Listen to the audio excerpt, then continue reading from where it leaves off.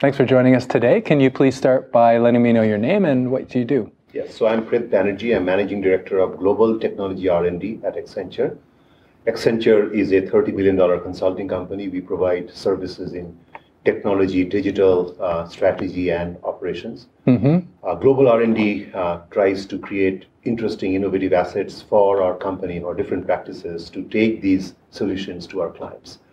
As part of Global R&D, I lead 3 teams. One is our Accenture Technology Labs, which is around 5 locations around the world, doing research in 5 different R&D areas.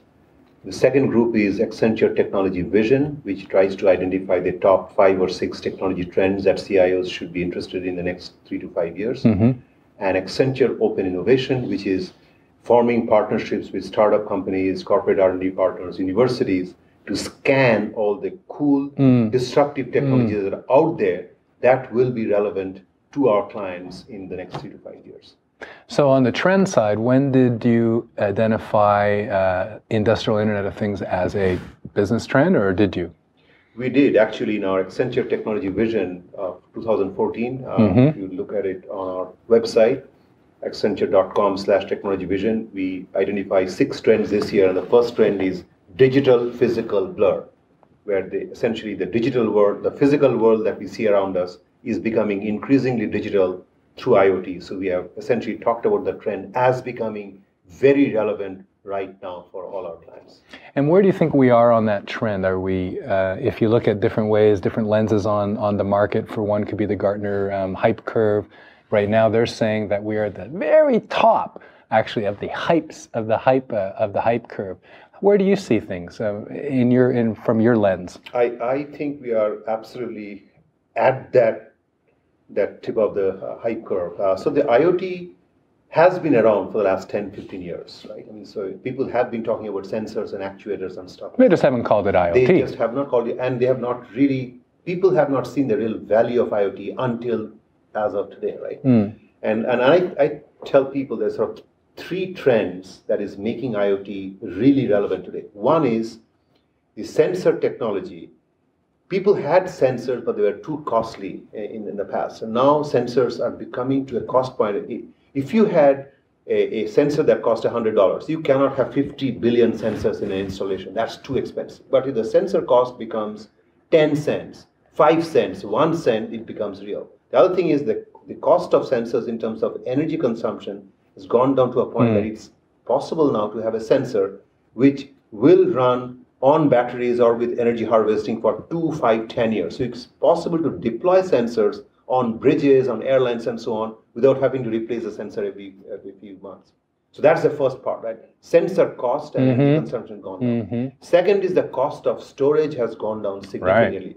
If you look at cost of storage, sort of in terms of dollar per terabyte, it used to be $15,000, $20,000 per terabyte just 10 years ago. Now that cost has gone down because of Amazon and Microsoft Azure, and so pretty much almost like zero cost. Right. So you could afford to collect all the data with the 50 billion sensors at almost no cost. Tied with that is sort of real-time analytics on that storage. You could now do big data analytics with today's sort of technologies that you couldn't do in the past. The third part of the stool is sort of communication, right? When you have these 50 billion sensors collecting data, you need to communicate that data, and you need to have the infrastructure to have it. So you look at 3G, 4G, 5G technologies for wireless, wired connections, Zigbee, Bluetooth energy, all those kind of stuff, right? So the key point is that the technology of sensors coming down, cost is coming down, energy costs coming down, the cost of storage coming down, along with that IoT analytics is really taking off. And communication, ubiquitous communication, that you can actually have 100 exabytes of data per month now transported through these IoT frameworks. That's what makes it real. Now, real. So real means what in the businesses that you engage with? What is the initial discussion that you're having? So we just published a point of view on this topic, which is, I think, very interesting, that everybody that talks about IoT talks about the operational efficiency gain of IoT. So imagine a car, an engine in a car, and you put some sensors in that engine. Using that IoT sensor on that engine you will be able to improve the operational efficiency of that engine on the car from, say, 84% to 86%. 2% increase in things will reduce your fuel consumption cost on your car, etc., right? Everybody has been talking about sort of IoT and the operational efficiency gain. The 1%. The 1%. So, I mean, GE has this very famous paper in this area, the power of 1%. And that is actually not low. I mean, people talk it adds up. It adds up. You look at the transportation industry, manufacturing, retail, supply chain, etc. You add up all the 1%, right? And the 1% to the sort of $70 trillion GDP that we have in the world is a big number. All right, but let me ask you on this, because one of my pet peeves is talking about one side of the balance sheet or the ledger and not the other. So we talk about the 1%, but we don't talk about the cost to basically harness or harvest that 1%. I don't know if you have any thoughts on that, but I love the concept of the 1%, but it kind of bothers me a little bit because there's a cost to get that 1%. It's not for free. And so the value that we provide is, so in our point of view, we can talk about the operational efficiency. Absolutely, you're totally right. So that number, 14 trillion by GE or the 19 trillion by Cisco, is talking about the economic impact that will be harvested through IoT and the operational efficiency, right? There is obviously a cost to it, and everything is about the ROI, that what investment you have to make to really reap that 14 Articulating the ROI has still been a bit of a challenge. What we actually talk about in our POV is that the opportunity is, so the operational efficiency talks about the bottom line, right? Yeah. It's essentially cost savings that we the bottom of the P&L. Right? The bottom line of the P&L.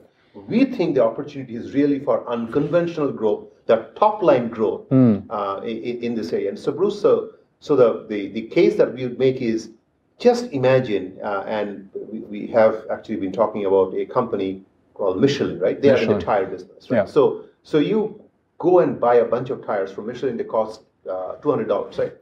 By putting sensors in their tires, the first journey they have done is they are going to allow you to do preventive maintenance of a tire. So when the tire is about to fail, they will notify you and say, hey, Bruce, the tire is about to fail. And so instead of buying the tires, you can rent the tires from Michelin, and they can do it tires as a service.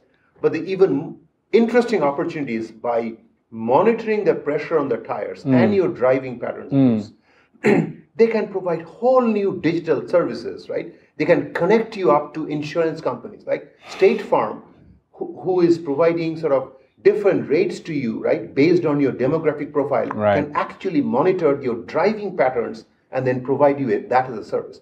So imagine Michelin going through a transformation of going, instead of just selling tires to you, can enable the insurance industry in providing better rates.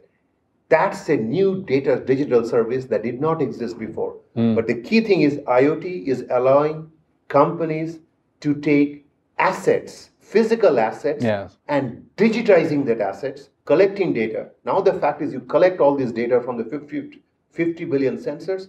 What kind of digital services, what kind of apps, iPhone apps are being enabled that people will pay for, right? That's the opportunity. Okay, and if I remember, there is the new business opportunities, and then what's beyond that? Once you figure out the new business opportunities, I remember reading something about a platform. And can you talk about the platform? So the platform concept is the following, right? So we all download apps on the Apple iOS platform or the Android platform, right? And sort of the business models there is, well, every app that you get generated, you pay for, right?